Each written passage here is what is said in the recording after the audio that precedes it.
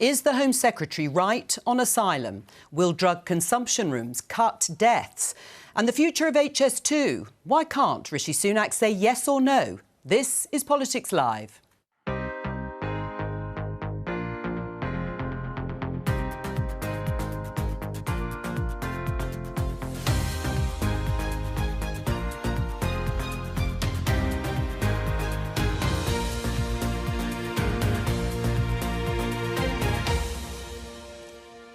Joining me, Transport Minister Richard Holden, Labour MP Lloyd Russell-Moyle, Reem Ibrahim of the free market think tank, the IEA, and Dr Parth Patel of the centre-left think tank, the IPPR.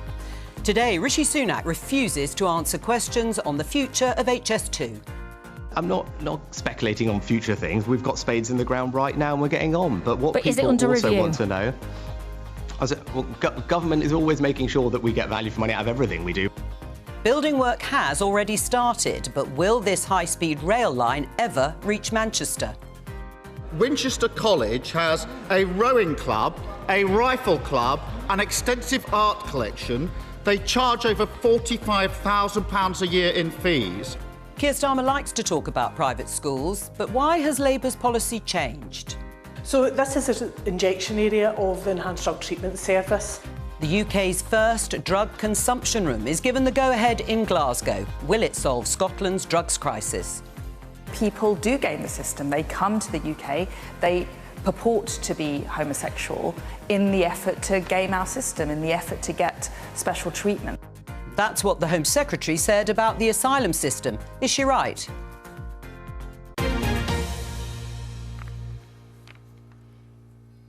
So, the Prime Minister, Rishi Sunak, has been talking to local BBC radio stations across the country all morning. I think he's done about 18 interviews or so. When asked whether HS2 would be going all the way to Manchester, this is what he had to say.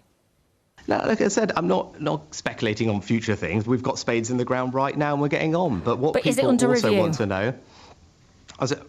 government is always making sure that we get value for money out of everything we do, but that's just a statement of the obvious, right? But I think what people also should know, because I know there's a lot of focus on this one thing, but actually, what are the journeys that people use most in Greater Manchester or across the north? It's in their cars right now, getting to work, taking their kids to school, making sure that the roads are free of potholes. That's probably priority number one that people raise with me.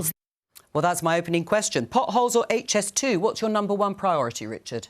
Well, as the Roads and Local Transport Minister, yeah. you'd obviously expect me to focus on the bus announcement we've made today, but we're £80 million extra to protect bus services across the country, yeah, but my question, and also the road network. What's your number one priority, potholes or HS2? It seems it's potholes for Rishi Sunak. I think the truth is across the, transport systems interact with each other, and right across the board we need to make sure that there's cash going everywhere. As the Prime Minister said, we're already underway with stage 1 of HS2.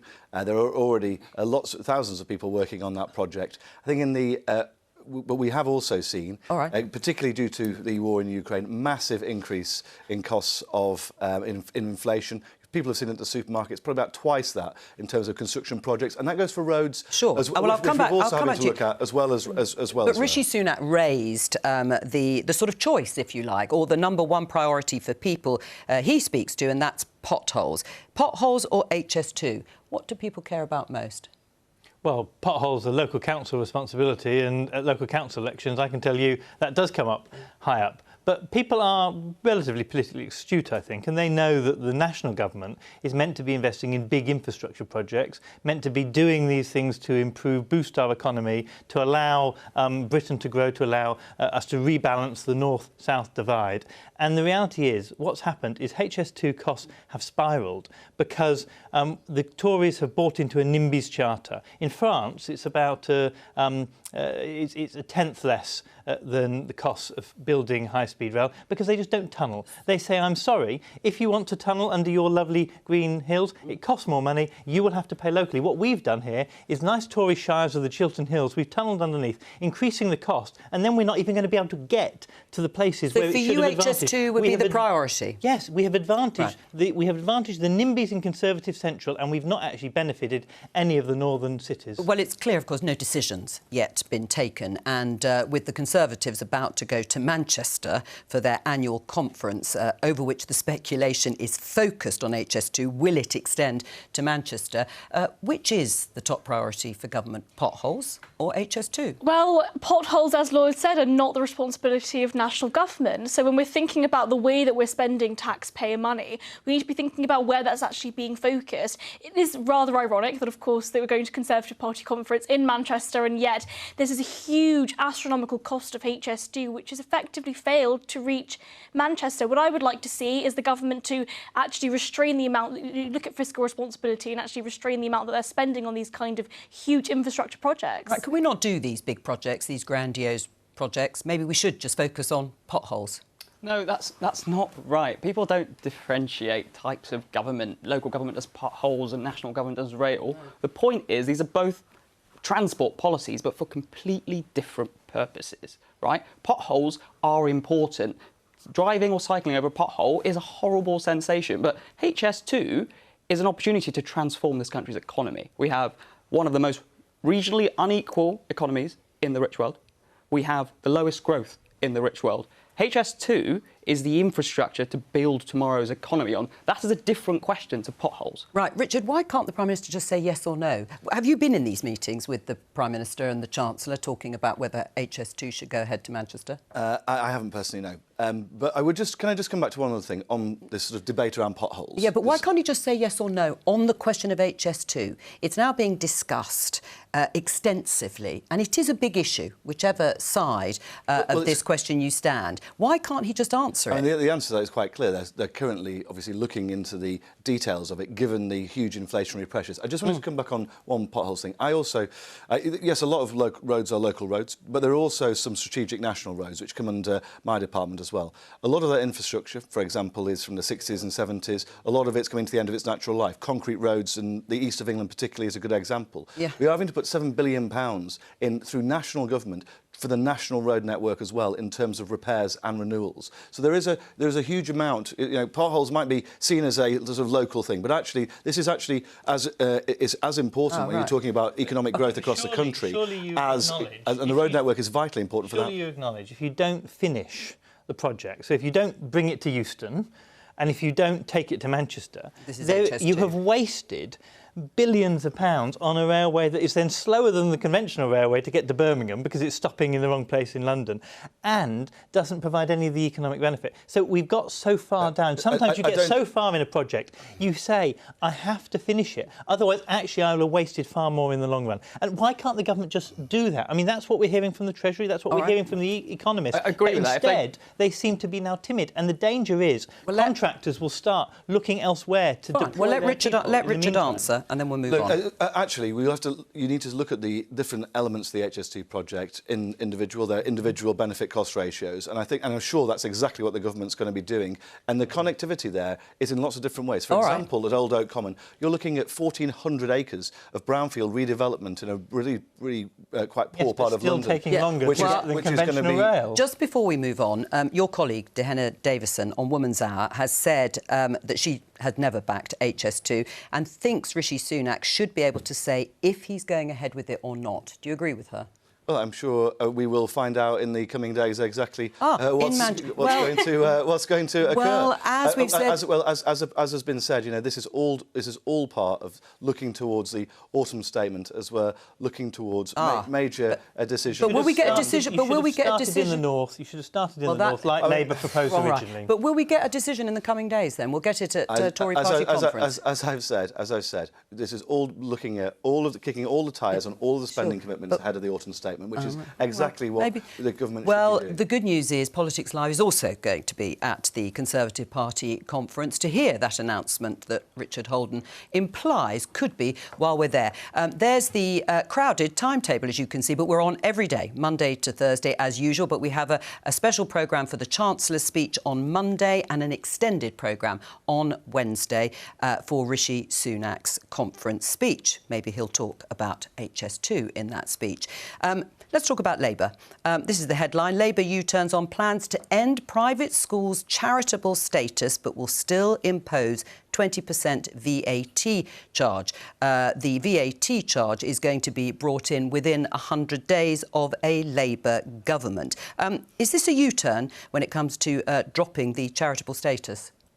Well, I think the focus was about trying to make sure private schools didn't have a benefit from my local FE college. My local FE college pays business rates, it pays VAT.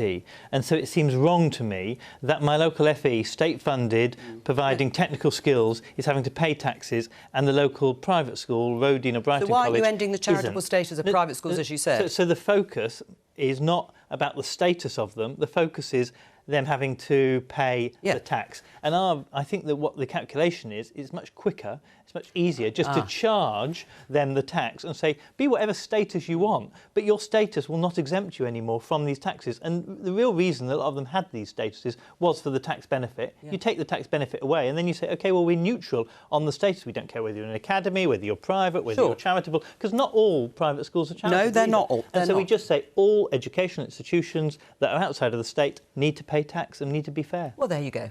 No change. Well, it's quite clear. It's just another U-turn from Starmer. He's been all over the place on immigration, all over the place on the EU, and he's all over the world and all over the place at the same time. The global leader, that's called. Well, I'm not quite sure about that. I think leadership requires you to make a decision and really stick to it. And it's quite clear that when it comes to immigration, for example, or EU membership or open door borders, you know, Keir Starmer's absolutely all over the place. It's like watching some of those lads at my local big Tesco car park doing donuts in the evening. It's just absolutely ridiculous. Yes, and the Conservative Party that's got through 4 Prime Ministers in the last few years is hardly the most reliable. Well, I mean, 8 positions on HS2 in the last week. I mean, come on, guys. You know, when we look at what Labour are up to at the moment, it's quite clear that none of their policies really stand scrutiny. All right. Well, when it comes to, for example, education, right? The government has been concentrating all of its efforts on getting more kids to good or outstanding schools. That's gone up from around 2/3 in 2010 to over 85% now. Well, yes, we've seen the disaster of school buildings. We've seen the failure to invest. I mean, under Labour's plans, when we were last in, every school would have been rebuilt in this country by now. The Conservatives scrapped that, and now we have children in danger. That's the Conservative legacy. Letting down our children, don't talk over each other. It's untrue. It's not untrue. It's the facts. Well, let me finish. The Building Schools for the Future programme was totally unfunded. Where they were funded, half of them were rebuilt. Where they were funded, don't talk over each other, Richard. Don't shout. Schemes, which cost hundreds of pounds to change the light bulb. And so many local education authorities had to bail out their local schools because of the mess Labour left behind. All right, well, on this, I mean, is there a change here? Is there a big change? Or substantively, is Labour sticking, well, it is sticking to its, or ending the tax reliefs for private schools? There is a change here, absolutely, yes. Look, I welcome the fact that they've stuck to closing these tax loopholes, but there is a change in deciding whether to go after the charitable status of private schools or not. That is, I think, quite significant. Now, most people would agree that the provision of education can be seen as a charitable act. Absolutely. The problem here is that we're talking about the provision of education to the 7% of the richest kids in the country. Is that a form of charity or not? I think that is a debate worth having. But the thing with this, and as we just saw about this partisan sort of debate between the Labour and Tory MP opposite me, is that the people who are losing here are kids, right? The most interesting thing about Starmer's interview with Nick Robinson was that he said he wants state school children to have exactly the same life chances as kids who go to private school. That is a massive, massive ambition. It's not about a moral crusade against private schools. It's about bringing up state schools. Now, we can funnel this money from taxing private schools into state schools, but it's going to require a whole much bigger rethink of our education system here if we're going to level up chances for children in this country. And I do think that, you know, a wider rethink of our current education system is really the right way forward here. But ultimately, when you're attacking the charitable status of these particular private schools, it's not just the top 1% of children that are going to be affected by this. There are thousands of families across the country that really do scrimp and save in order to invest in their child's education. There are many children that are unable to afford that kind of education as well. So really it's about, you know, if we want to improve education in this country, we should not be attacking private schools. We should be improving the quality of education in our state schools. Well, let's just show this tweet from Momentum. This was the grassroots group set up to support the former Labour leader, Jeremy Corbyn. they're not very impressed for a different reason. This isn't just one more Starmer pledge junked onto the scrap heap. It's another capitulation to elite interests. It's simply indefensible that these engines of inequality will continue to benefit from capital gains and corporation tax relief under a Labour government. What would you say to them, Lloyd? Well, I think that what I understand is that we are going to shut down the tax loopholes, but we are not going to focus on trying to change the status of schools at this moment, but instead have that wider discussion around how education is improved. If they're suggesting that those tax loopholes will not be able to be they're talking about different tax loopholes to be covered. I think that a sensible policy is about trying to make sure that those schools have to operate on an equal terms with other schools, and that we then improve all schools in our settings, rather than obsessing over whether they're a charity or not a charity, because actually I don't think most people care about that. What they care about is that they're on an equal playing field, and their children in state schools get the opportunities to university, to jobs, to future life that everyone wants. Let's talk about this headline in BBC News. UK's first consumption room for illegal drugs given the go-ahead. Yes, there will be rooms created in Glasgow. It's been approved by local authorities in Glasgow, backed by the Scottish Government as a way of tackling the country's drugs deaths crisis. Scotland has the highest number of drug-related deaths in Europe. We're going to talk to the SNP MP Alison Thewlis in just a moment, but first of all, let's hear from one drug user in Glasgow, Hugh, who talks about his daily experience of taking cocaine. And see, this is all the sort of paraphernalia here, bits and bobs lying about. So watch your feet, there'll be needles and that lying about. This place is normal. It's normal? This is normal. This is a clean bit compared to a lot of other places.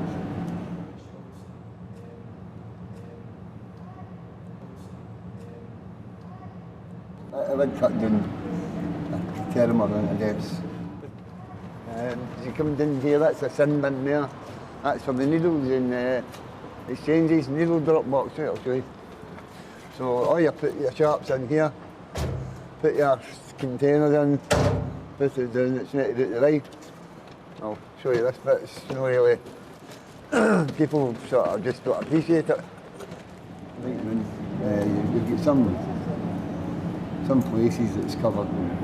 It's the exact same as this, all the way through Glasgow, all the way around. Well, you can see a snapshot there of the reality if you're a drug user there in Glasgow. Alison Thewlis is with us now. Alison, as you know, the government at Westminster, the Home Office, does not back your plan, or the local authorities in Glasgow's plan, to have these drug consumption rooms for illegal drugs. The Home Secretary says, to be clear, this government will not be changing our policy on personal use of illegal drugs. I'm very clear. Illegal drugs destroy lives and communities. They are devastating. Why are you doing it? Doing that particularly because, as Hugh there was describing, at the moment people are taking drugs in Glasgow. They're taking drugs in back lanes, in bin sheds, in people's common closes. And that's harmful for those people taking drugs in an unsafe way, and it's harmful for the communities that have to live with those people taking drugs on their doorsteps. I have constituents who open their door in the morning and don't know what they're going to find. So by taking this off the streets and into a medical facility where the people taking drugs can be supported and get access to a full range of support to help them deal with their addiction, this will be a huge intervention, and it's been proven to work in 100 cities around the world that already use drug consumption rooms. I mean, it's very clear that it would, to some extent, clear up the streets and the alleyways in Glasgow. What's the firm evidence? You say you've got international comparison. What's the firm evidence it would actually cut the number of deaths if people are still taking these harmful, illegal drugs, but, yes, perhaps more safely? Because it will take people into contact with a service, because at the moment, many of the people that are taking drugs in this chaotic way are not in any kind of support service. This takes them into this service, it gives them support, and there will be medical support on hand, nursing support within this facility as well.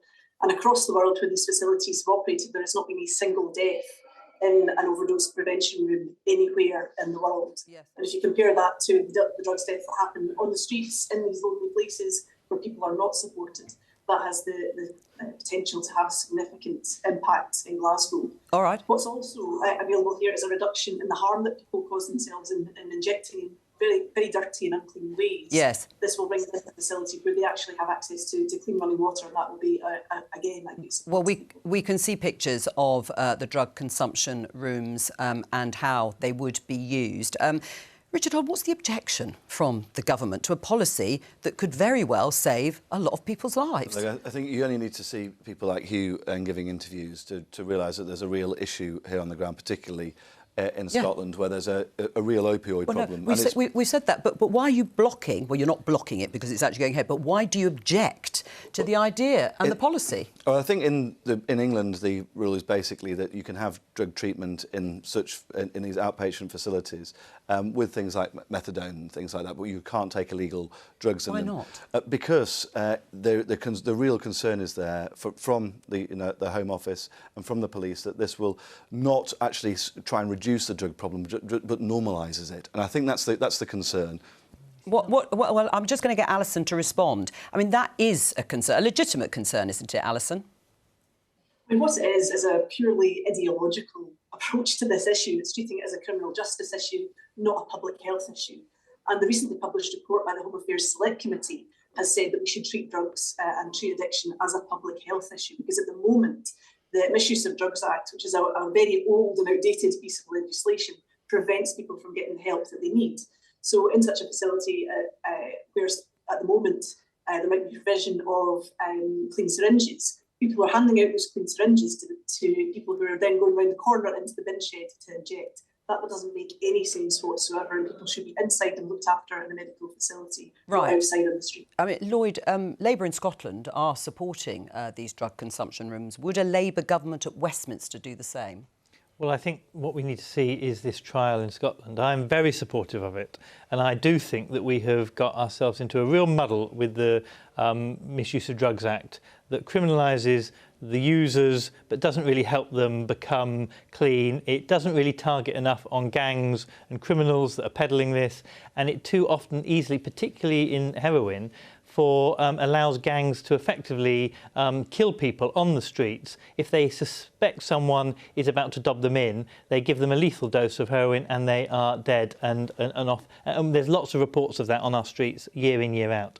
So the idea that you can go and deal with these things safely and you can be given the treatment is, I think, something that needs to be trialled. I'm really pleased that it is going to be in Scotland. I want to see that coming with the evidence that it's worked in England. And I know when I go to my estates and there are needles down alleyways, the people do not say, please just move these people on. What they actually say to me is, please treat them, please help them. We know that they're ill and sick, but all you do is send the police around and they go to another alleyway. So even the public, I think, knows the current system is not working. Would it cut the number of deaths from taking these sorts of drugs? Yeah, put simply, yes, it would. I completely agree with what Lloyd has said. I mean, I've spent lots of my time working in an accident and emergency department. I've spoken to lots of people with substance abuse disorders. And what they really want to do is to come off the substance abuse. The addiction really chemically rewires your brain, and you need support to do that, right? Scotland is not the first country to have rolled out one of these overdose prevention clinics. It's about 15, 16 countries around the world now, and they do work. They reduce deaths, definitely. They also reduce infections like HIV, and they help people come off drugs. I remember in the 80s, for example, the HIV epidemic, the clean needle program had just started. At the time, it was met with such controversy. How dare we hand out clean needles to try and to help to people who are taking drugs? What did it do? It massively brought down HIV transmission rates. This will have a similar effect on drug death. What about normalising it? I think this is a particular... I mean, I think Alison's actually right here. It becomes an ideological question. We're talking about normalising drug consumption. These drug consumption rooms, I think, are fantastic, and really what they will do is, A, reduce deaths, but B, reduce end the war on drugs. And I think that when we're thinking about the war on drugs in its entirety, we need to actually think about more fundamental legislative reform. And I actually have no problem with decriminalising many of these currently illegal drugs, because ultimately it means that those users are being treated as patients. They're being treated as those that are sick. And I think everybody who's watching the programme at the moment, their heart will break to see these people in this way. Ultimately, we shouldn't treat them like criminals. We should treat them as though they are patients. Richard, well, let me get Richard along that line. Well, Portugal is one of the examples that's used. Of course, they're not exactly the same as here, but it is one of the examples. Decriminalisation point I meant. Yeah. Oh, I see. On decriminalisation, Richard, what do you say in response to what you've heard from both Parth and Reem? Look, I've been to some of these drug treatment centres near my own constituency in Durham, and it's quite clear that we've got to do more in this space. One of the biggest issues is actually, I found, was around tackling homelessness, because you ended up with multiple people living in the same place, and therefore, even if somebody is under treatment and is trying to get better, they're then in with people who aren't. And so I think this isn't about one thing, which is going to be a magic bullet. I think it's about a number of things. But I am, as I said, concerned about the normalisation of drug use, which this... That's an ideological point, isn't it? Because ultimately it's this kind of, conservative, innate ideological point where people say they don't want to see the government allowing individuals to choose the way they live their lives, but also to actually receive this kind of treatment. And I really do think we need to I think we just need to be a that. bit careful about allowing people to these people have clearly got severe drug addiction problems. This isn't a lifestyle choice. I think we want to be suggesting to people, and I think I think we just need to be very cautious about that. I don't think going to a medical facility where you have, kind of behind, as you saw there, behind screens, etc. I don't think that's suddenly glorifying taking of the drug. I think what it is saying is you have a medical problem. We need to medically support you, just like with other medical addictions, and we're going to do that in a professional way rather than at the moment where actually we push people into the hands of gangs who are violent and dangerous and actually sell stuff that leads into crime, violent crime. Dangerous crime for communities. Look, there's a difference. In England, what you can do is you can go to a drug treatment centre and get something like methadone in a drug treatment centre and take it there. This is different. Well, it's extremely hard to get into those. Wait a second, Lloyd. This is different because what you're saying is you can take illegal drugs into somewhere and take them there. I'm innately uncomfortable with that element. But the goal of this policy is to reduce deaths. Harm reduction. I understand that, and so is the goal of the UK government's policy at the moment, which is you can have methadone and other substitutes. Well, hang on. Let me go back to Alison. Let me go back to Alison, because Alison, you said it was ideological, the Conservative opposition to it, but you've also said that in order to reduce the number of drug-related deaths and benefit communities, you need the full powers of independence. What would that do to cut the number of drug-related deaths?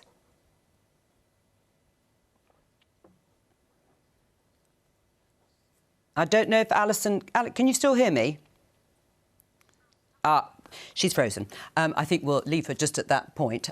Lloyd, do you accept that actually independence has nothing to do with this particular issue? Well, they're having to get around it by just saying that they won't prosecute people even though it is still illegal. If they had independence, they would have some more ability to do it, but I actually don't think this is an independence issue, because this is an issue about getting drugs policy right for people all over the UK, and I'm afraid the government's going in the wrong direction. Well, for many years we have had a policy at festivals to allow our young people to test their drugs to make sure they're not cut with rat poison and other things that will kill them, because the reality is a lot of recreational drugs like MDMA don't kill people unless they're cut with really awful stuff.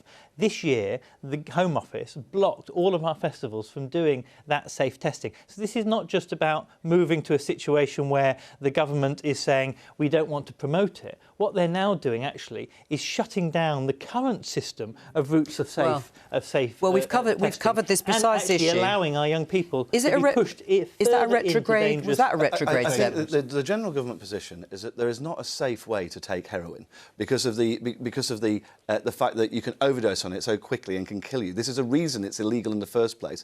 I really don't think it's...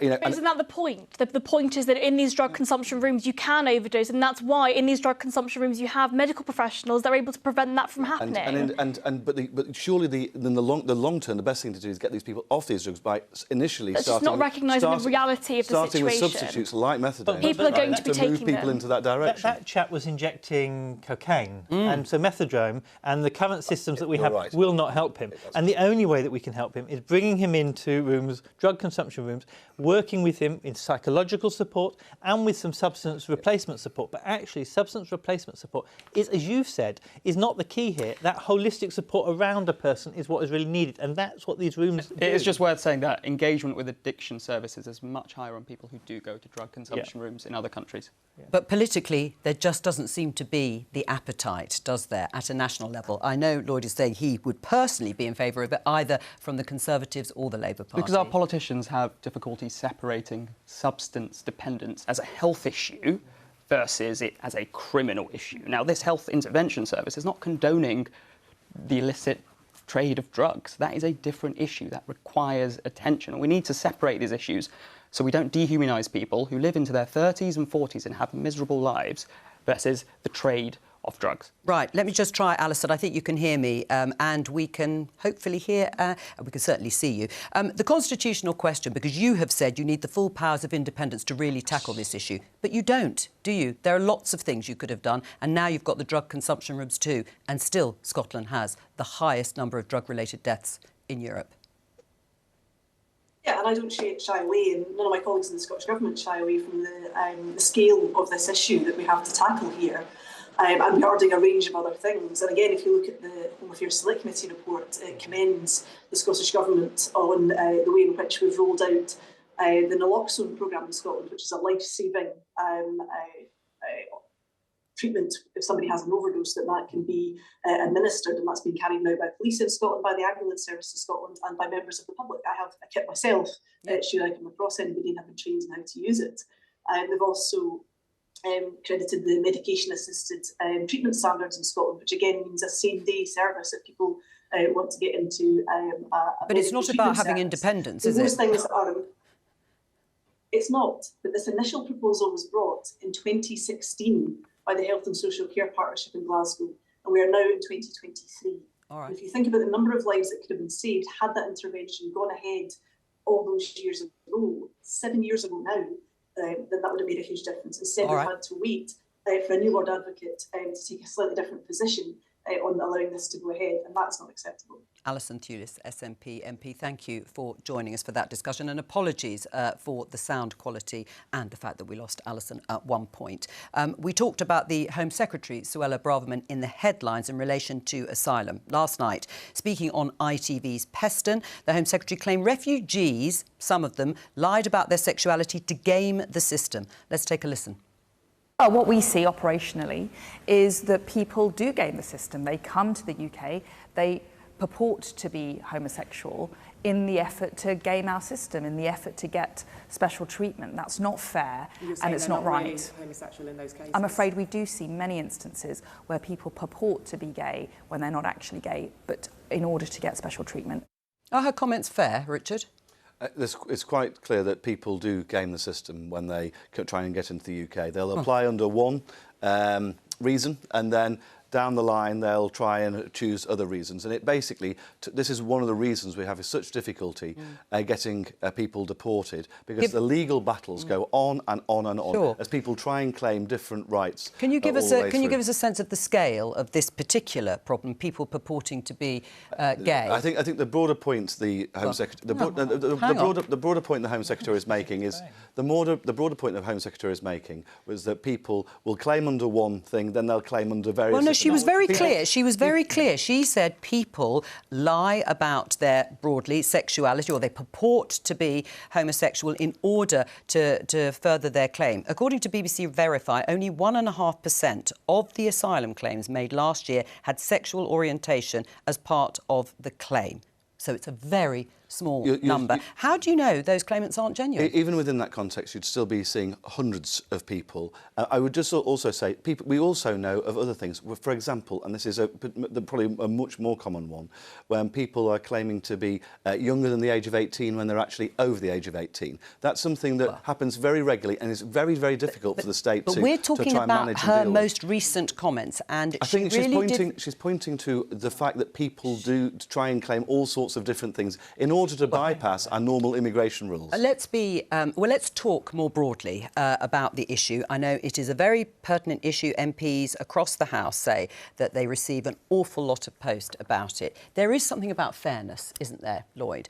There is something about people coming to claim asylum and they are economic migrants. And, you know, who can blame them if they're coming from parts of the world where they are struggling or facing persecution. But fairness does have to be at the heart of the system, otherwise people won't believe in it. Yes, and we still have many countries in this world that put to death people because they are gay. Uganda, a Commonwealth country, has just gone further to criminalise and allow the death sentence to be reintroduced for homosexuality. So I think the idea that the Home Secretary is choosing this example, as Richard puts it, I think she's chosen it very deliberately, is clearly to try and divide and rule. It's particularly nasty and pernicious. Actually, far more people come claiming religious persecution, which is probably just as easy to fraudulently claim, as she would say, than being homosexual. And there have been cases of mass churches fraudulently dealing with that. But she doesn't raise that issue. Instead, she chooses to raise a minority that she thinks she can kick on, because that's what she likes doing. She likes kicking minorities. She likes kicking refugees. She likes kicking gay people. She likes kicking drug users, not allowing them to... She likes kicking people who are down and she thinks she can get away with it. Well, and I'm afraid she's a nasty piece of work, and that is just one example of it. Is she a nasty piece of work that kicks minorities? Well, she clearly is. I don't think that's fair. I think she's drawing attention to what I've said is a broader issue. And as Lloyd says, there are other things in which people try and bypass our normal immigration system and make things up, and then we'll keep claiming and keep claiming. We have very few, which is why we've got to crack down on it. We have very few asylum seekers compared to many of our European colleagues and nations. Some of our European colleagues. And of course, what we have to remember is, at the moment, there are no legal routes to come to Britain. So the only way to come to Britain... There are legal routes. to come to Britain as a refugee. So right, well, there are legal routes, as we know. There is no legal route to come to Britain as a refugee. If you come from Ukraine, you're not a refugee. You're classed in a different category. There is no legal route to come to Britain as a refugee. And the problem with that is that it pushes people into the hands of the very worst people smugglers. Sure. And then, of course... The people coming... they are desperate. The people coming are... By and large, you can see it. By and large, they're refugees. They're claims. Let Richard from the number of people crossing and the type of people crossing, you can see. And the vast majority of them are refugees. A vast majority are young men coming to the UK, and they're basically coming, as the Home Secretary outlined in the speech in Washington a couple of days ago, because of economic migration reasons. Can young men not be refugees? Can I just say that is simply not true. This is a debate in which people seem to deploy evidence to marshal a particular moral point of view, and therefore it's really difficult to discuss this claim that we've just seen Suella Braverman make. Actually, 1.5% of asylum applicants are claiming on grounds of sexuality, of which most are granted. They go through a process, and someone on the other end, a British person, is saying, actually, yes, that is a fair claim. They're coming from countries overwhelmingly where it is illegal to be gay, where they are legitimate in their fear of persecution. I think these are all really fair points. The really concerning thing here is, and I don't know the Home Secretary, but the normalisation of these lies, this politics of fear, that is really troubling for a democracy. We're seeing her attack courts. Well, and we'll come on to the courts. But on Parth's point, are you completely comfortable with everything Suella Braverman has said over the last few days about asylum and about refugees? Her speech in Washington was very clear, and I think is actually... It was clear, but do you support? Are you comfortable? And outlined exactly the issues that we're facing. People, the entire system has changed. But ultimately, it's a failure of the Home Office, right? I mean, we've seen the asylum backlog go up from 100,000 to 170,000. But is she right, though, that it is an existential crisis facing countries in terms of broadly migration, people moving across the globe? I think it's absolutely a problem where I do believe there are people that would try to gain the system. Ultimately, the solution is that we introduce these safe and legal routes. There are people that would like to come to this country for economic reasons that would, of course, game the system. And they have safe and legal routes to do that. They, unfortunately... No. For a small number of Afghanistani people and for Ukrainians... Economic migrants. You're talking hundreds of thousands of people coming a year as economic migrants through legal routes to the UK. These other people are trying to bypass that. But the majority of them are refugees because they are granted refugee status. Lloyd, there are significant numbers coming from Ukraine, from Hong Kong, Afghanistan and Syria. Well, they're not significant numbers from Afghanistan, not anymore, but varying degree. Where would you open those safe and legal routes? How many would you have? Would you have them in all the countries that migrants come from or people claiming asylum come from? So it could be Eritrea, it could be Iran, it could be Ethiopia, it could be Uganda. Would you have them everywhere? Well, I think, first of all, you set up a safe and legal route application in France where people are to stop people coming over on the most dangerous route. That's where you start it. And if then there is still problems, then you get asylum from France, though, do they? No, well, if you speak English, and if you have family, if you look, if Britain suddenly became unsafe for me, which, to tell you the truth, sometimes I feel like there's a danger slipping into with this government. I do. If Britain became an unsafe country for me, why do you feel unsafe? Would I go because of some of the nasty policies that we've seen from Suella? If Britain became an unsafe country for me, where would I go? Would I go to France or Spain or Italy, our neighbouring countries, or would I probably try and get to Australia or America, where my mum grew up, or I would try and go to places where there are links because I know that I can be a productive person in that country moving forward. That's why people choose Britain, and it's not the majority of refugees around the world. Well, let's just have a look, because the government has also made, obviously, claims to the courts over wanting to deport or outsource asylum seekers to Rwanda. We're waiting on that ruling. The hearing's going to start on the 9th of October and we will hear in November. If the Rwanda's decision doesn't go the government's way, Richard, should the UK leave the European Court? Well, let's wait and see what happens with the Rwanda decision, because the Rwanda decision is being done. Just wait a second. It's being done under the ECHR process. I think the government thinks it's compatible with it. I think it's compatible with it, and so that is a way where we don't need to leave the ECHR if the Rwanda scheme. But we think we should. allowed. Well, let me show you this in the Times. Number 10, the story. Number 10 backs threat by Suella Braverman to leave Human Rights Convention on the basis that perhaps it's turned down in terms of Rwanda being lawful. Do you agree? Well, I think I'm confident that the government's position, which means that we can do the Rwanda scheme within the ECHR, will be allowed by the legal process. I mean, is this, do you think, a threat and nothing more? Yes, it is. I mean, this is the kind of thing that actually really terrifies me. What we're seeing here is, essentially, in a democracy, people with power will always abuse it. That's why we have the separation of powers. We have the government, parliament, and the courts. And what we're seeing here is the government really attack the courts to say, we don't like what you say, we're just going to ignore you. That is a form of democratic backsliding. It's not just undermining the rights of people seeking asylum in this country, it's undermining all of our civil liberties, and it could lead to a really quite dark place for this country. But what this is saying is that effectively a lot of these powers are being given to a court that's not in the United Kingdom, but in Strasbourg. And I think that is a problem. And I don't necessarily agree with the Rwanda policy. I think it's a huge waste of money for what we're getting out of it. But what about this idea of leaving the European Convention on Human Rights? But I do think the ECHR is undoubtedly going to be blocking these kind of legislative moves by the government in the future. We're seeing this kind of move away from the ECHR in the first place, and actually I don't think it's right that a European court has any jurisdiction in this country.